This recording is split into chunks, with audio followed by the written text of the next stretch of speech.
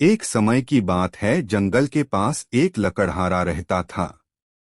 वो जंगल में लकड़ी इकट्ठा करता था और उन्हें पास के बाजार में बेचता था कुछ पैसों के लिए। लकड़हारा शॉर्ट स्टोरी इन हिंदी।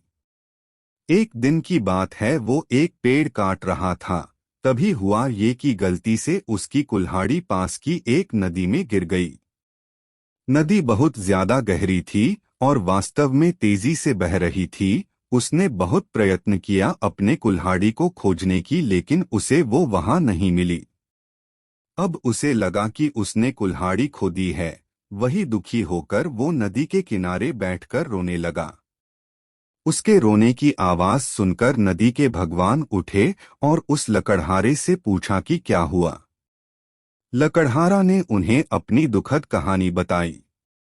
नदी के भगवान को उस लकड़हारे के ऊपर दया आई और वो उसकी मेहनत और सच्चाई देखकर उसकी मदद करने की पेशकश की।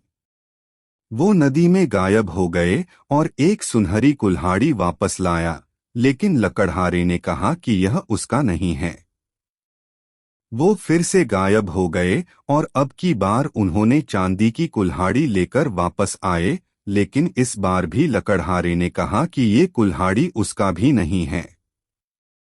अब नदी के भगवान पानी में फिर से गायब हो गए और अब की बार वो एक लोहे की कुल्हाड़ी के साथ वापस आ गए। लकड़ी का कुल्हाड़ी देखकर लकड़हारा मुस्कुराया और कहा कि यह उसकी कुल्हाड़ी है। नदी के भगवान ने लकड़हारे की ईमानदारी से प्रभावित होकर उसे सोने और चांदी की दोनों कुल्हाड़ियों से भेंट किया। सीख।